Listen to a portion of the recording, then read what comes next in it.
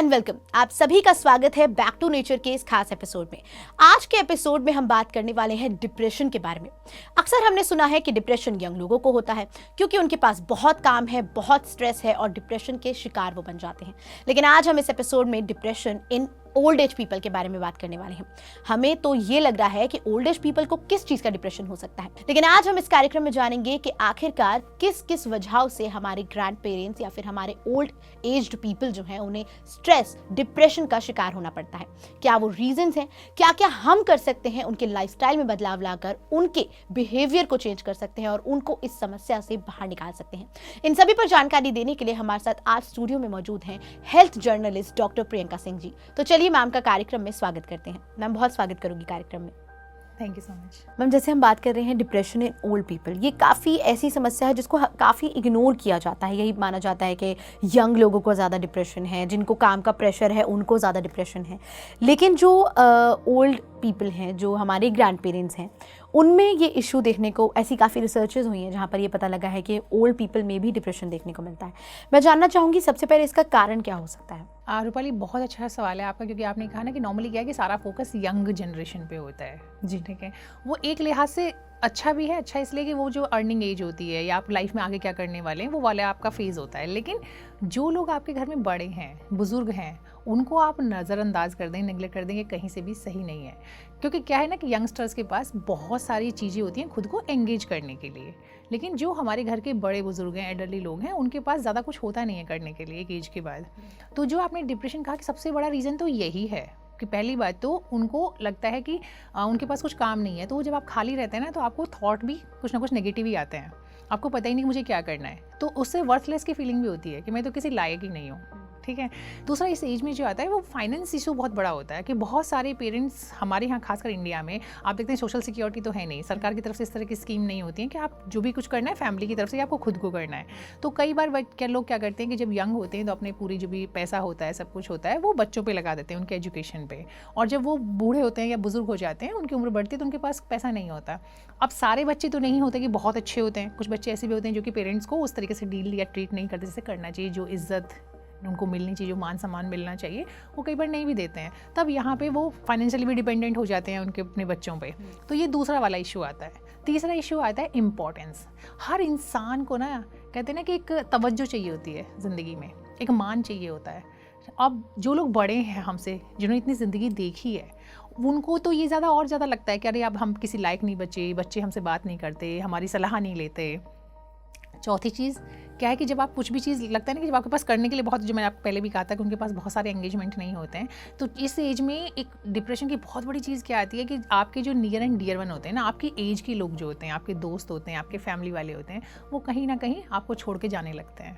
तो एक डर भी आ जाता है, एक तो अपने किसी करीबी को जाने का जो दुख है, परेशानी, वो एक ये डर कि कल को मेरे साथ भी कुछ ऐसा ना हो जाए, कोई मिसहैपनिंग ना हो जाए। पांचवी प्रॉब्लम आती है हेल्थ इश्यूज़, क्योंकि देखिए एज के साथ कुछ ना कुछ हेल्थ इश्यूज़ तो आएंगे। तो अब जो हमारे ग्रैंड पेरेंट्स हैं, बड़े लोग हैं, उनके साथ भी ये इश्यूज़ आते हैं, तो वो वाले फिर आपका हेल्थ का इशू हो गया। तो ये सारी चीज़ें सब आपस में मिल जाती हैं और फिर वो कहीं ना कहीं इन सबसे जूझते हुए डिप्रेशन की तरफ चले जाते हैं। अब जैसे हमने डिप्रेशन के रीजंस के बारे में बात की, उसके कॉजेज़ के बारे में बात की, मैं जानना चाहूँगी कि क्योंकि हम यंगस्टर्स के डिप्रेशन की बात कर रहे हैं एक तरफ, और एक तरफ बात कर रहे हैं ओल्ड एज पीपल में जो डिप्रेशन हो जाता है, इन दोनों में क्या फ़र्क है? क्यों ये जो डिफरेंस है वो देखने को मिलता है? देखिए, एक तो रीज़न अलग है, काफ़ी हद तक अलग है, क्योंकि यंगस्टर्स के जो डिप्रेशन होता है उसके रीज़न अलग होते हैं। उनके रिलेशनशिप बहुत बड़ी वजह होती है, उनका करियर बहुत बड़ी वजह होती है, जॉब में, ऑफिस में क्या हो रहा है, जो आपका उठापटक होता है, वो बहुत बड़ा रीज़न होता है। ठीक है, इमोशंस बहुत बड़ा रीज़न होता है वहाँ पे कि आपको इमोशनली मतलब कुछ ना कुछ ऐसा फेस कर रहे होते हैं रिलेशनशिप को लेकर के या अपनी जॉब को लेकर के। और जो बुजुर्ग हैं ना, हमारे घर के एल्डरली लोग हैं, उनके रीजंस अलग होते हैं, जो मैंने आपको शुरुआत में ही बताया कि एक फाइनेंस वाला रीज़न होता है, हेल्थ बहुत बड़ा कंसर्न होता है, अपने करीबी लोग का छोड़ के जाना है वो बहुत बड़ा कंसर्न होता है। और शायद ना लोग तैयार भी नहीं होते मेंटली, क्योंकि हम लोग ज़िंदगी को आगे के प्लानिंग नॉर्मली नहीं करते हैं। जो फेज़ आता है उसी में जीते चले जाते हैं। कहा भी जाता है कि वो आइडियल तरीका है, लेकिन अगर हम थोड़ी प्लानिंग आगे के लिए कर लें, अपने फ्यूचर के हिसाब से भी सोचें कि अगर कल को हमारे पास ऐसा होगा, हम उससे चाहे वो फाइनेंस की बात करें, चाहे हेल्थ की बात करें, चाहे हम रिलेशनशिप की बात करें, हम थोड़ा थोड़ा फोकस अगर उन पर करें, आगे के लिए प्लानिंग करें, तो हमारे रिजल्ट बेटर हो सकते हैं। तो ये दूसरा एक बहुत बड़ा अंतर आ जाता है हेल्थ वाला। यंगस्टर्स को हेल्थ के इशू रिलेटिवली कम होते हैं और जो हमारे बड़े लोग हैं उनको ये इशूज़ ज़्यादा होते हैं। तो वो कहीं ना कहीं उनको अपनी हेल्थ पर भी फोकस ज़्यादा करना चाहिए। बिल्कुल। उसके अलावा एक और चीज़ आती है, वो आती है कि चूंकि जब आपकी उम्र बढ़ती है ना, तो आप कुछ हद तक, लोग कहते हैं ना कि ज़िद्दी हो गए, तो हम उनकी ना ज़िद समझ लेते हैं, जबकि हो सकता है कि वो नेचुरल कोई कंसर्न हो, उनको कोई एक्चुअली कोई इशू हो, लेकिन हम लोग को एक नॉर्मल एक परसेप्शन है कि अरे ये तो किसी की सुनते ही नहीं है, इन्होंने तो बात माननी नहीं, तो ये ज़िद्दी हैं। तो हमने ना मतलब उनकी प्रॉब्लम पे फोकस कम कर लेते हैं, अपने पे ज़्यादा फोकस करते हैं यंग लोग। तो यहाँ भी ज़रूरी है कि आप अपने जो घर के बड़े बुजुर्ग हैं उन पर फोकस करें, उनके कोई भी जो मेंटल इशू है, उनका हेल्थ का इशू है, मतलब वो कोई भी हो सकता है मेंटल या फिजिकल, उस पर आप फोकस ज़रूर करें। बिल्कुल। हम जैसे हम कॉजेज़ और रीजंस के बारे में जैसे हमने जाना, मैं जानना चाहूँगी कि क्या क्या साइंस हो सकते हैं जिससे कोई भी व्यक्ति, कोई अभी यंगस्टर हमारा शो देख रहा हो या कोई बुजुर्ग ही हमारा शो देख रहा हो और वो जानना चाहे और उन्हें पता भी ना हो कि शायद वो डिप्रेशन की ओर जाते जा रहे हैं, तो क्या वो साइंस हो सकते हैं जिससे ये पता लगाया जा सकता है? देखिए, सबसे पहले तो रूपाली क्या होगा कि आपका जो काम जो भी आप करते हैं, मान लीजिए आप थोड़ा बहुत भी कुछ काम करते हैं, घर की कोई रिस्पॉन्सिबिलिटी होगी, तो आपका वो करने का दिल नहीं करेगा। आपकी उम्र के जो लोग हैं जिनके साथ आप जाते होंगे, जैसे सोसाइटी में, पार्क में मिलते होंगे, आप उनसे मिलने से बचने लगेंगे। आप जो आपकी फैमिली के प्रोग्राम्स होते हैं, गैदरिंग होती हैं कि मान लीजिए कोई शादी ब्याह है, कोई और बर्थडे है, कुछ है, सेलिब्रेशन है, आप उसमें या तो जाएंगे नहीं जाएंगे तो एक कॉर्नर में बैठ जाएंगे, ठीक है। आपसे जब भी कोई कुछ बात करेगा घर में, तो आप हमेशा नॉर्मली इस तरह की बात करेंगे कि यार ये मेरी ज़िंदगी में बचाई क्या है, अब तो बस मुझे ऊपर जाना है। तो इस तरह का मतलब आप लाइफ को कहते हैं ना कि एक तरह से छोड़ने लगते हैं चीज़ों को, जिम्मेदारी नहीं लेना चाहते हैं। फिर आप खाने पे बिल्कुल खाने से बचने लगते हैं कि भाई मेरे को तो खाना है, मन नहीं है, मुझे नहीं खाना है, ठीक है। तो वो फिर आपका यही साइन हो गया। नींद बहुत बड़ा साइन होता है। एक तो वैसे ही उम्र बढ़ने के साथ रिलेटिवली नींद कम हो जाती है, लेकिन जब डिप्रेशन में कोई होता है तो वो नींद और कम हो जाती है। पता चला कि आप कई घंटे रात में सो नहीं पा रहे हैं। फिर चूँकि अब कई बार ना कुछ ऐसे लाइफस्टाइल वाली बीमारियाँ भी होती हैं जो कि उम्र के साथ आ जाती हैं आपको, जैसे बीपी हो सकता है, आपको डायबिटीज़ हो सकता है। तो उस तरह के कंसर्न के साथ पता चला कि आपको जैसे यूरिनेशन का प्रॉब्लम बहुत ज़्यादा कॉमन है बड़ी उम्र में, तो ये सारी चीज़ें मिल जाती हैं। तो चला वो जो आपको नींद कम आ रही थी, फिर आपको यूरिनेशन का अगर इशू है, हेल्थ इशू है, तो आपको वो नींद और कम हो जाएगी, क्योंकि आपको बार बार, या डायबिटीज़ है आपको, तो आपको बार बार अगर सही से ट्रीटमेंट नहीं हो रहा तो आप यूरिन पास करने के लिए उठेंगे। तो ये सारी चीज़ें, फिर आप थोड़े से चिड़चिड़े हो जाते हैं, फिर आपके रिएक्शन शार्प होते हैं। मान लो सुबह उठ किसी ने पूछ दिया कि कैसे हैं, तो आपके जवाब जो है तीखे आएंगे, आप हंस के मुस्कुरा के बात करने की बजाय। तो यही नॉर्मल साइंस जो डिप्रेशन के होते हैं वही होते हैं, बस ये है कि बड़ी उम्र में थोड़ी से उसमें हेल्थ इश्यूज ज़्यादा जुड़ जाते हैं। जी मैम, जैसे हम साइंस के बारे में बात करें कि किस तरह डिप्रेशन में जाते हुए हमारे जो ओल्ड एज पीपल हैं वो दिखते हैं, मैं जानना चाहूँगी जैसे कभी कभार अक्सर ये होता है कि फैमिलीज़ के ही जो बच्चे होते हैं वो बाहर स्टडीज़ के लिए चले जाते हैं या फिर अपने वर्क स्केड्यूल में इतना बिजी हो जाते हैं कि अपने पेरेंट्स पर या फिर अपने जो भी घर पर ग्रैंड पेरेंट्स हैं उन पर ध्यान नहीं दे पाते हैं, उसका कितना ज़्यादा असर पड़ सकता है? ये बहुत इंपॉर्टेंट सवाल आपने पूछा है रूपाली, क्योंकि मैंने आपको कहा था ना कि शुरुआत में कि हर इंसान तवज्जो का भूखा है, सबको इंपॉर्टेंस चाहिए। मतलब मैं अनड्यू की बात नहीं कर रही, लेकिन जितना ड्यू, मतलब जितना बनता उतना तो करना चाहिए। तो जब आप पता चला कि बुजुर्गों के पास ज़्यादा कुछ काम है नहीं, और जो घर के यंग लोग हैं वो एंगेज हैं या तो अपनी जॉब में, अपने प्रोफेशन में, अपने जो भी उनका बिजनेस है उसमें, या फिर बाहर चले गए पढ़ाई के लिए, तो वो और खाली फील करने लगते हैं। अब इसे ना डील करने के लिए कुछ चीज़ें हैं जो कि आपको करनी चाहिए घर में। इसमें ना पहले तो मैं बताऊंगी कि जो हम लोग हैं, जो यंग लोग हैं, जो घर के यंग लोग हैं, वो अपने बुजुर्गों का कैसे ध्यान रखें। पहले उनका रोल ज़्यादा इंपॉर्टेंट है, और फिर बुजुर्गों को खुद से क्या करना चाहिए, फिर वो आता है। तो सबसे पहले तो ये कि आप उनको ना अपने घर के जो भी बड़े लोग हैं ना, उनको कोई ना कोई रिस्पॉन्सिबिलिटी ज़रूर दे के रखें। अब वो रिस्पॉन्सिबिलिटी ये हो सकती है कि छोटे बच्चे अगर हैं तो उनको स्कूल छोड़ के आना या बस तक बैठा के आना, ले करके आना। उनकी जो क्लासेस हैं, जो भी क्लास वो करते होंगे, कोई स्पोर्ट्स की क्लास में जाते होंगे, पेंटिंग या डांस, जिस भी क्लास में जाते हैं, उस क्लास में भी पिक एंड ड्रॉप उनके को आप दे दें कि आप कर लीजिए, ज़बरदस्ती नहीं, लेकिन अच्छे से उनको समझा के कि पापा या मम्मी जो भी हैं आप ये वाला काम आप कर लीजिए। फिर आप उनको कोई भी घर का काम, जैसे ग्रोसरी का काम, वो इजीली कर सकते हैं। उल्टा जब वो हिसाब करते हैं ना, तो उनके जो कहते हैं ना कि उनकी मेमोरी भी बेटर होती है, उनका दिमाग भी बेटर काम करता है। तो आप ऐसा कोई काम उनको दे दें कि लिस्ट बना दें और उनको बता दें कि आपको चाहे आप ऑनलाइन, अच्छी बात यह है कि आप उनको जो आज के जो टेक्नोलॉजी का ज़माना है ना वो सिखाएं। क्या कि हर चीज़ में वो आप पे डिपेंडेंट नहीं रहें कि भाई मुझे थोड़ा सा भी अगर कुछ ऑनलाइन ट्रांजैक्शन करना है तो मुझे किसी अपने कोई बच्चा आएगा तो उसी पे मैं डिपेंडेंट हूँ। नहीं, आप उनको कंप्यूटर सिखाइए, आप उनको सोशल मीडिया ज्वाइन कराइए। यंग लोगों के लिए सोशल मीडिया जितना ख़राब साबित होता है बिकॉज वो नेगेटिविटी में चले जाते हैं, बहुत सारा टाइम किल करते हैं, बुजुर्गों के लिए वो उतना पॉजिटिव साबित हो सकता है कि वो जब अब कुछ लोगों से वहाँ दोस्ती करते हैं या एटलीस्ट एक सोशल प्लेटफॉर्म तो उनको मिलता है अपनी चीज़ों को शेयर करने का या टाइम थोड़ा सा स्पेंड करने का, तो वो आप उनको बताइए। हफ्ते में जब आपकी छुट्टी है तो कोशिश करें कि या तो आप उन्हें मूवी पे ले जाएं, डिनर पे ले जाएं, या उनके कोई दोस्त वगैरह हैं जो उनके बहुत क्लोज हैं, जो ऐसे रिलेटिव है जो उनकी एज के हैं, हर हफ्ते नहीं भी पॉसिबल तो मंथ में एक दिन उनके लिए रखें आउटिंग का, कम से कम ये बाहर के, या तो आप किसी को अपने घर पे बुलाएं या आप उनको लेकर के जाएं जो भी उनके पसंदीदा लोग हैं उनके पास।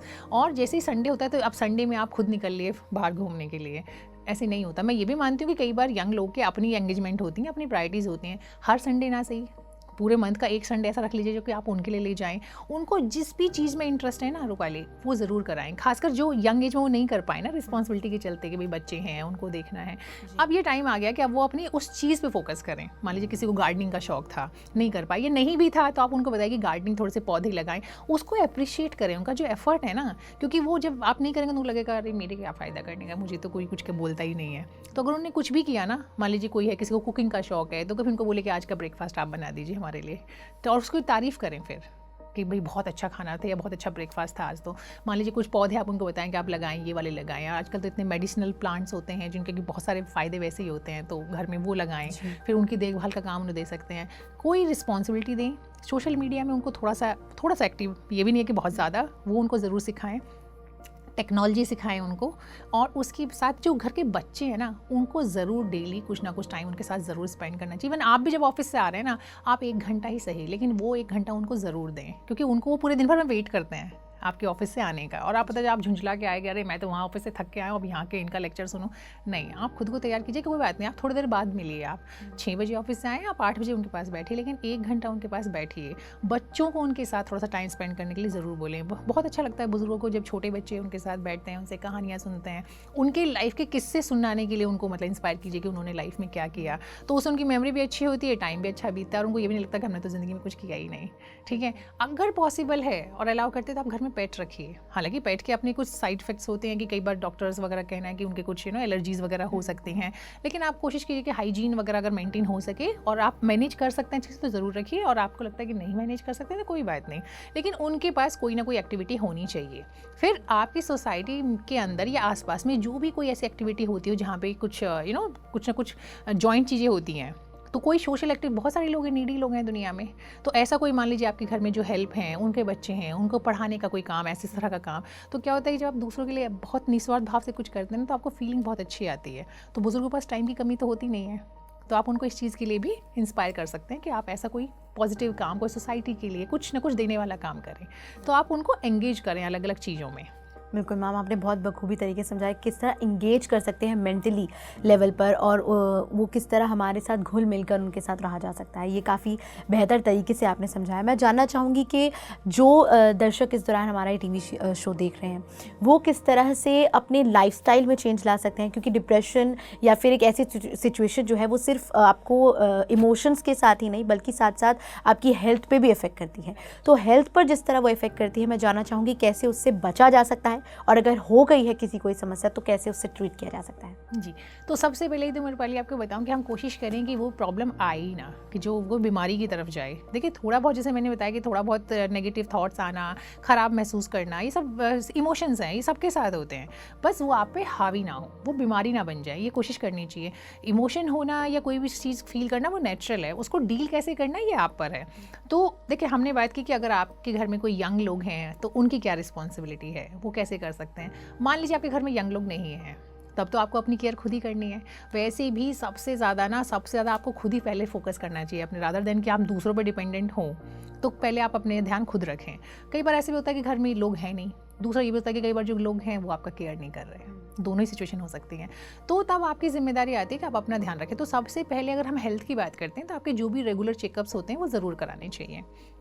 फिर आप अपना खाना हेल्दी रखें। बुजुर्गों के साथ ये सबसे बड़ा इशू होता है, कोई है ही नहीं तो बनाऊं किसके लिए, कौन खाना चाहता है, कुछ रखा है उसी से काम चल जाएगा, नहीं। बल्कि आपको तो इस एज में ज़्यादा न्यूट्रिशन की ज़रूरत है। तो आपका फोकस जो है फल सब्जियां, फल तो आप इजीली खा सकते हैं, ठीक है, उसमें तो कोई प्रॉब्लम भी नहीं कि आपको कुछ बनाना है, करना है। इसी तरीके से आप सब्जियों में भी कोशिश करें कि जब आप कुकिंग कर रहे हैं तो एक की जगह 2 सब्जियां बनाएं उसी टाइम पर, ठीक है। तो आप अपने खाने को हेल्दी रखें। जो भी आपकी हेल्दी चीज़ें हैं, आपके नट्स हैं, आपके सीड्स हैं, उस तरह की चीज़ें हैं, लिक्विड जो है पानी है, वो अलग अलग कुछ भी और तरल चीज़ें भी होती हैं, वो सब अपनी डाइट में शामिल करें। जो भी हेल्दी खाना है उस पर फोकस करें।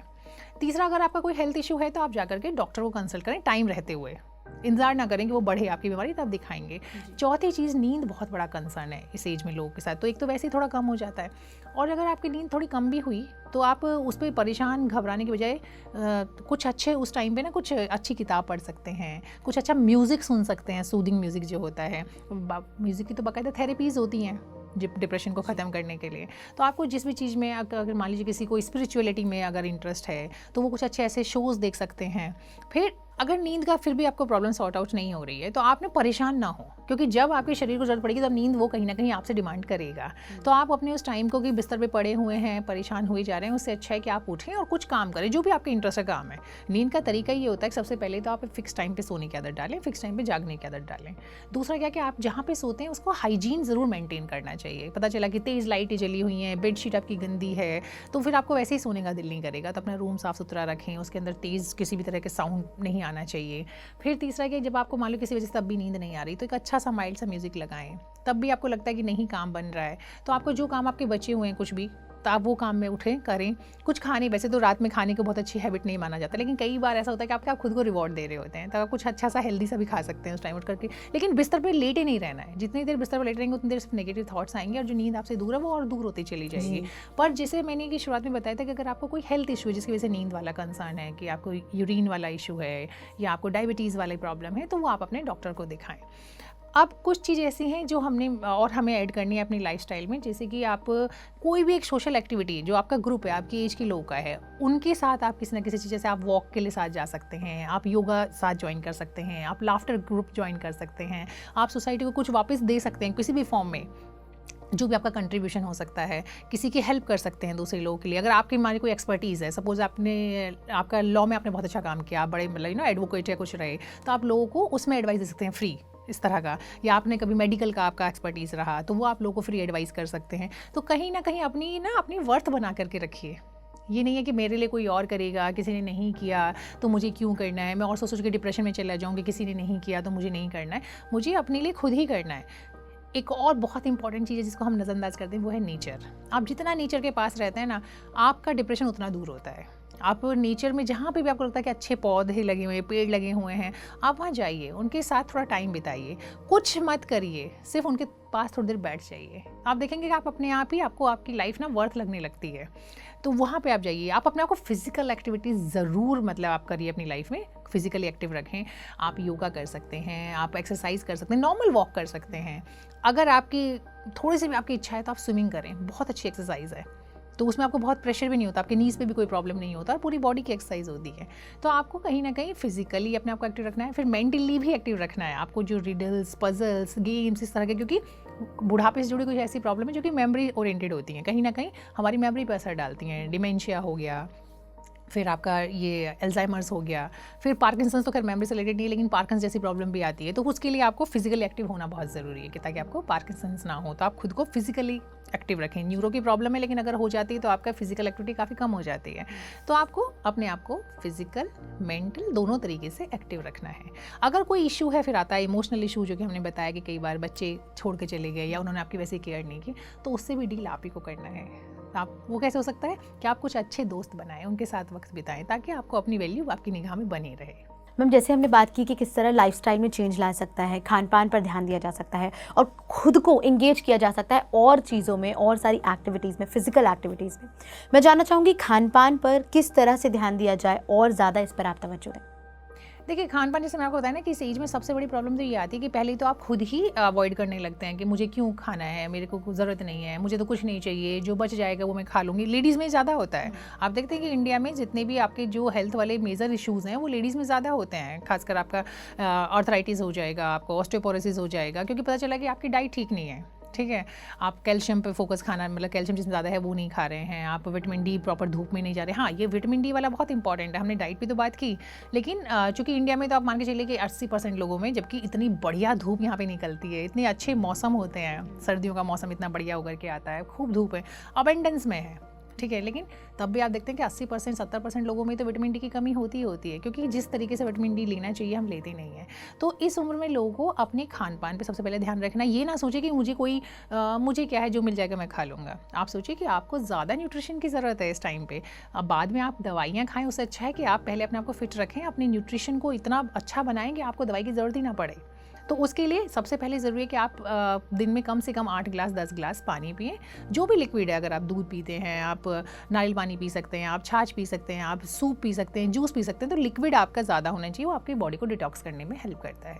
दूसरा, आपका जो भी जितने भी कलरफुल आपके फ्रूट्स हैं, रंग बिरंगे जो मौसम के फल आते हैं, सब्जियाँ आती हैं, उन सबको अपनी डाइट में शामिल करें। खाना हल्का रखें, क्योंकि इस टाइम पे कई बार लोगों के डाइजेशन के इश्यूज़ हो जाते हैं, खाना लोग पचा नहीं पाते ढंग से। तो रादर देन कि बहुत तला भुना ऑयली पकौड़े समोसे इस तरह की चीज़ खाने के बजाय आप दलिया बनाए। दलिया बहुत टेस्टी बनता है, अगर खूब सारी सब्जियां डालते हैं आप, उसके अंदर खूब सारे दाल भी थोड़ी सी ऐड कर देते हैं, वो भी डालते हैं, तो आपके न्यूट्रिशन भी भरपूर हो जाता है और साथ ही साथ आपका उसको पचा भी पाते हैं। तो दोनों तरह से आपको फ़ायदा, टेस्ट भी अच्छा होता है।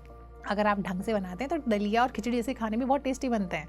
तो ये भी आप कोशिश करें कि आपका खाना हेल्दी हो, साथ ही साथ अच्छी तरह से डाइजेस्ट होने वाला हो। और फिर इसके बाद कुछ चीज़ें ऐसे कभी कभी आप खुद को ट्रीट भी दे सकते हैं। अब ये नहीं सोचें कि भाई मैं तो बुजुर्ग हो गया हूँ तो मुझे तो कुछ नहीं करना है, ठीक है। अगर मान लीजिए आप हस्बैंड वाइफ साथ रहते हैं तो आप एक दूसरे के लिए कुछ करें, ठीक है। कभी बाहर साथ जा रहे हैं, कभी मूवी देखने साथ जा रहे हैं। मैं तो कहती हूँ कि आपको अगर कोई नहीं है तो आप अपने लिए जाइए ना। आप अकेले जा करके अकेले भी मूवी देख सकते हैं बाहर बैठ करके, कभी आप अकेले भी लंच कर सकते हैं। आपको दूसरा कोई चाहिए ही क्यों खुद के लिए? मिलता है तो वेल एंड गुड, नहीं मिलता है तो हम तो अकेले ही काफ़ी हैं। तो ये एटीट्यूड आपको ज़रूर ट्राई करना चाहिए, क्योंकि इसके बिना बहुत मुश्किल। आप हमेशा सिर्फ किसी को देख नहीं सकते हैं कि यार वो मेरे लिए कुछ करेगा तब मैं करूँगा, करे तो बहुत बढ़िया, यार नहीं किया तो आप और डिप्रेशन आपका बढ़ता जाएगा ना। तो उस डिप्रेशन से बाहर निकलने का ही तरीका ये है कि आप ये करें। और फिर नींद का अगर इशू है तो मैंने आपको बताया ना कि नींद वहीं पे डिस्टर्ब ज़्यादा करती है जहाँ पे आपके हेल्थ इश्यूज़ होते हैं। अगर हेल्थ इशू नहीं है तो फिर आपका कोई मेंटल स्ट्रेस होगा। मेंटल स्ट्रेस है तो उसके लिए भी आपको यही है कि आप कुछ लिखें, कुछ पढ़ें, कुछ अच्छी चीज़ें, पॉजिटिव चीज़ें। अगर आप देखना भी चाहते हैं ना, आजकल मीडिया में इतना कुछ अवेलेबल है, तो आप नेगेटिव मत देखिए। लोग जाते हैं कि न्यूज़, अरे भाई न्यूज़ पे तो इतना कुछ दिखाया जाता है ना आजकल की आधी बार नींद वैसी उड़ जाती है। तो आप उसकी बजाय कुछ अच्छा जो आपके इंटरेस्ट का हो, ज़रूरी नहीं कि आप हमेशा कोई स्पिरिचुअल और कुछ रिलीजियस ही देखें। अगर आपको पुरानी मूवीज़ का शौक है तो आप मूवीज़ देखें आराम से बैठ करके, ठीक है। तो आप खुद को भी ट्रीट देना शुरू करें, जो भी चीज़ आपकी पसंद की है वो करें। तो उसमें आप खाना भी हो सकता है आपकी पसंद का, उसमें आपकी मूवीज़ भी हो सकती हैं, उसमें आपके पसंद के लोग भी हो सकते हैं। तो अगर आपके पास यंग लोगों के पास आपके लिए टाइम नहीं तो कोई बात नहीं, आपकी एज के लोग तो होंगे आपके आसपास, आप उनके साथ ग्रुप बनाइए और कोई एक टाइम फिक्स कीजिए कि आप सुबह में शाम में मिलेंगे ही मिलेंगे। 2 घंटे आप अपने दोस्तों के साथ बैठेंगे ही बैठेंगे। उसमें आप जो भी दुनिया भर की बात करें, क्रिबिंग नहीं करनी है, ठीक है, कि ये नहीं मिला वो नहीं मिला, तो उससे तो और नेगेटिविटी बढ़ेगी। जो बढ़िया है और जो भगवान ने दिया है, कितने लोग हैं जो सुबह उठ नहीं पाते हैं, भाई मैं तो बहुत लकी हूँ कि आज का दिन मुझे मिला, ऊपर वाले ने दिया। तो ये वाला एटीट्यूड अपनाइए। ये वाला आप एटीट्यूड रखेंगे तो आपको अपने आप ही जो ज़िंदगी में कमियाँ हैं वो कम होने लग जाएंगी। और एक बहुत बड़ा सजेशन है जो कि मैंने शुरुआत में कहा था कि फाइनेंशियली आप अपने आप को इंडिपेंडेंट रखें। ये अगर थोड़ी यंग एज में आप सोच लें कि मुझे आगे जा कर के अपने बच्चों पे डिपेंडेंट नहीं रहना है, तो ये आपको बहुत हेल्प करेगा आगे जा कर के। इस पर बहुत कम लोग बात करते हैं, लेकिन ये भी ज़रूरी है। जिस तरह से आपकी मेंटल, इमोशनल और फिजिकल हेल्थ ज़रूरी है, उसी तरीके से आपकी फाइनेंशियल हेल्थ भी ज़रूरी है। बिल्कुल मैम, आपने बहुत बखूबी तरीके से बताया कि किस तरह खुद को एंगेज किया जा सकता है। काफ़ी सारी एक्टिविटीज़ में खान पान पर ध्यान दिया जा सकता है, लाइफस्टाइल पर ध्यान दिया जा सकता है। मैं जानना चाहूँगी, क्योंकि डिप्रेशन एक मेंटल इशू है और इसके लिए योगा, और क्योंकि आपने बताया कि फ़िज़िकल एक्टिविटीज़ बहुत ज़्यादा ज़रूरी हैं, उसमें योगा और मेडिटेशन कितना ज़्यादा इंपॉर्टेंट है? बहुत इंपॉर्टेंट है, बहुत इंपॉर्टेंट है। पूरे दिन में देखिए तो वैसे आपके पास टाइम ज़्यादा है, तो आप इसलिए ऐसा नहीं कह सकते जो यंगस्टर्स में होते हैं ना कि मेरे पास आधे घंटे का भी टाइम नहीं, मुश्किल से निकाल पाती हूँ, तो मैं तो या तो वॉक कर सकती हूँ या योगा कर सकती हूँ। यहाँ पे क्या कि आपके पास टाइम काफ़ी है, तो आप अपने दिन को बांट लेंगे। मान लीजिए आप इवनिंग में वॉक कर लेंगे, सुबह में आप योगा कर लेंगे, या अगर आपको सुबह में वॉक करना है तो आप मतलब दोनों तरह के, एक आप जो भी तेज, मतलब आप डांस तो खैर नॉर्मली स्टेज में नहीं करते, लेकिन कर सके तो बहुत अच्छा है, इससे अच्छा कुछ भी नहीं है। तो आप कोई भी एरोबिक एक्सरसाइज करें, चाहे वो आपकी स्विमिंग हो सकती है, साइकिलिंग हो सकती है, ब्रिस्क वॉक हो सकती है, जो भी आप कंफर्टेबल हैं उसके लिए आप अपना एक बड़ी ज़रूर बनाएं, ठीक है, जिसके साथ करने में आपको मज़ा आए। क्योंकि कई बार अकेले करने का मन नहीं करता, अकेले में जो कि आप ऑलरेडी आपके पास लोग कम हैं, जो घर में है वो या तो है नहीं या फिर आपसे उतना टाइम नहीं दे पा रहे, तो आप किसी को अगर अपने साथ दोस्त बना लेंगे तो आपको ये जो अकेलापन है वो कम हो जाएगा। जी, वैसे तो मैंने आपको बताया कि सबसे अच्छा दोस्त तो आप खुद ही हैं, लेकिन सेकंड ऑप्शन ये है कि अगर आपको फिर भी आप सोशल एनिमल हैं तो आपको कहीं ना कहीं ज़रूरत होती है, इच्छा होती है, तो आप अपना एक बड़ी बनाएं, उसके साथ आप अपने जो एक्सरसाइज है वो करें। तीसरा है कि आप या तो कोई लाफ्टर ग्रुप वगैरह ज्वाइन कर लें, उसमें भी बहुत अच्छा होता है, उसमें सब इसी एज के लोग आते हैं और बहुत अच्छे से आप इंजॉय करते हैं, आपकी खूब एक्टिविटी वहाँ पर, मतलब फिजिकल और इमोशनल मेंटल तीनों एक्टिविटी होती हैं। चौथा बात ये योगा की बात, तो योगा में भी अगर आप ग्रुप ज्वाइन कर लें तो नथिंग लाइक दैट, क्योंकि सारे लोग एक साथ मिलकर करते हैं, एक अच्छा टाइम 45 से 50 मिनट का टाइम निकालते हैं। अगर आप नहीं कर सकते तो आप अकेले करें, आप सामने टीवी लगा के भी कर सकते हैं। वैसे तो आइडियल तरीका तो ये है कि आप आराम से बैठें कहीं लॉन में या ऐसे ओपन एरिया में ऐसे करें, लेकिन ठीक है, जैसे ही आपके पास जो सुविधा है आप उसके अकॉर्डिंग करें। तो अगर आपको नहीं भी आता है तो आप बहुत सारे चैनल हैं, आप देखते हैं, आपके यहाँ भी इतने सारे वीडियोज़ आते हैं योगा पे, आपके यहाँ पे देख सकते हैं और दूसरे चैनल देख सकते हैं, फिर वो आप वहाँ पे बैठ करके आप अपने सामने दरी बिछा करके योगा करें। अब योगा के तो आप खुद जानते हैं कि कितने सारे बेनिफिट हैं। पहले आपके शरीर में जो है लचक, जो इस एज में ना आपके जोड़ों में दर्द होने लगता है, बॉडी के जॉइंट्स उस तरह से काम नहीं करते हैं, तो वो सब के सब आप जब योगा करते हैं तो फ्लेक्सिबिलिटी आती है। फिर योगा के साथ जुड़ा हुआ है आपका मेडिटेशन और प्राणायाम। तो जब आप प्राणायाम करते हैं तो आपकी बॉडी को सेल्स जो है, बॉडी सेल्स, उनको ज़्यादा ऑक्सीजन मिलती है, ज़्यादा वो बढ़िया फील करते हैं, ज़्यादा अच्छे तरह से काम करते हैं। तो फिर आप कोई भी चीज़, आपके पास टाइम भी, आप डीप ब्रीदिंग करें, आप प्राणायाम, अलग अलग तरह के प्राणायाम, अनुलोम विलोम है, भ्रामरी है, भस्त्रिका है, बहुत कुछ है। तो आप देख करके अपने हिसाब से सीख सकते हैं। किसी गुरु आपको कोई मिल जाए, कोई एक्सपर्ट मिल जाए तो बहुत अच्छा, नहीं मिलता है तो आप यूट्यूब की हेल्प से सीख सकते हैं। फिर तीसरी चीज़ आपकी आ जाती है मेडिटेशन। मेडिटेशन तो प्रूवन है कि मेडिटेशन के जितने फ़ायदे हैं उतने, कई बार मैंने बताया पहले भी आपको कि मेडिसिन के भी उतने फ़ायदे नहीं होते हैं। खासकर जब आपको दवाई की ज़रूरत नहीं है ना एज सच, तो आपको दवाई की ज़रूरत ना पड़े, इसमें मेडिटेशन बहुत काम करता है। तो वो आपको मेंटली रिलैक्स करता है, इमोशनली आपको स्ट्रॉन्ग करता है जो आप रेगुलर मेडिटेशन करते हैं। तो ये 2 मेजर इश्यूज़ होते हैं इस एज में लोग। फिजिकल के लिए तो आपने एक्सरसाइज की ही की, योगा भी किया, लेकिन जहाँ पे आपका मेंटल और इमोशनल इशू आता है तो उससे डील करने में मेडिटेशन बहुत असरदार है। जैसे कि मैंने आपको बताया कि नींद बहुत बड़ा कंसर्न है इस एज में, तो जो लोग रेगुलर मेडिटेशन करते हैं, ध्यान लगाते हैं, तो उसको नींद का इशू अपने आप कम हो जाता है। और यहाँ तक कि ये भी देखा गया है कि जब आप सोने जाते हैं और आपको नींद नहीं आ रही, तो निंद्रा योग जो होता है वो अगर आप लगा के कोई अच्छा सा म्यूज़िक, उसका अपना एक पूरा प्रोसेस होता है, उसको आप साइड में चला लें यूट्यूब पे, उसको भी अगर आप रेगुलर कुछ दिन ट्राई करें, 4 दिन, 5 दिन, 10 दिन, आप देखें कि उसका रिजल्ट मिलेगा। आप शवासन ट्राई कर सकते हैं, हालांकि वो मेडिटेशन तो नहीं है पर आसन का पार्ट है, तो उससे भी आपका बॉडी, आपका मन, आपका दोनों रिलैक्स हो जाता है। तो आप मेडिटेशन और योग दोनों को मिलाकर अगर आप करते हैं तो आपका असर ज़रूर दिखता है। और नींद में तो ये मैजिकल असर करता है। मेडिटेशन अगर जैसे ही आप रेगुलर करना शुरू करते हैं तो आपके जो थॉट होते हैं ना, विचार इतने सारे होते हैं जो आ रहे होते हैं, उसमें ज़्यादातर नेगेटिव ही होते हैं इस एज में, तो वो सब धीरे धीरे ख़त्म होने लगते हैं और आप पॉजिटिविटी की तरफ बढ़ने लगते हैं। तो अगर आप योग को, ध्यान को अपनी ज़िंदगी का हिस्सा बनाते हैं, खासकर बड़ी उम्र, वैसे तो यंग एज में बनाए तो और ज़्यादा अच्छा रिजल्ट रहेगा पूरी ज़िंदगी के लिए, लेकिन जो बड़े बुजुर्ग हैं उनके पास टाइम भी है तो वो क्यों ना उस पर फोकस करें, ज़्यादा टाइम दें, तो उनकी आधी बीमारी तो वैसे ही दूर हो जाएगी। बिल्कुल मैम, आपने हमें बताया कि किस तरह डिप्रेशन जो बुज़ुर्गों के अंदर देखने को मिल रहा है और इसके बारे में ज़्यादा लोग बात नहीं करते हैं। आपने इसके बारे में बात की, रीज़न्स के बारे में बताया और किस तरह चेंज उसको किया जाता है इमोशनली भी और लाइफस्टाइल में चेंज लाकर। इसके लिए आपका बहुत बहुत धन्यवाद। Thank you so much Rupali. और मैं एक बार फिर से जो हमारे दर्शक हैं उनके लिए एक छोटा सा मैसेज है कि आपके घर के जो बड़े बुजुर्ग हैं ना, वो आपके मतलब बहुत ही इंपॉर्टेंट होने चाहिए आपके लिए। ये ना सोचें कि अब ये तो एक बोझ बन गए हैं, क्योंकि आप सोचें जब आप छोटे थे या हम छोटे थे तो उन्होंने हमारी कितना हमारी केयर की, कितना ध्यान रखा है, तो वो हमारी ड्यूटी बनती है उनका ध्यान रखना। और जो बुजुर्ग भी सुन रहे हैं उनके लिए भी मेरी एक रिक्वेस्ट है कि वो खुद पर फोकस करें, क्योंकि जो ज़िंदगी है ना वो बहुत कीमती है। इवन एक एक दिन भी जो होता है ना वो बहुत इंपॉर्टेंट है। तो आपको अपनी ज़िंदगी का हर दिन फुलेस्ट जीना है, पूरी तरीके से जीना है। Thank you so much. तो बिल्कुल दर्शकों, इस मैसेज के साथ मैम ने आज जो अंत किया है, उम्मीद है आपको आज के कार्यक्रम में जानकारी मिली होगी कि depression in old age people कितना ज़्यादा ज़रूरी है जानना। साथ ही साथ उनका ख्याल रखना, उनकी लाइफस्टाइल में बदलाव लाना, खान पान में बदलाव लाना, और साथ ही साथ अगर आप बुजुर्ग हैं और आप भी इस समस्या का सामना कर रहे हैं तो आप खुद से अपने ऊपर काम किस तरह कर सकते हैं। उम्मीद है आपको आज के कार्यक्रम से जानकारी मिली होगी। इस एपिसोड के लिए इतना ही। बनी रहिए बैक टू नेचर के साथ। नमस्कार। PMC हिंदी बदले जीवन।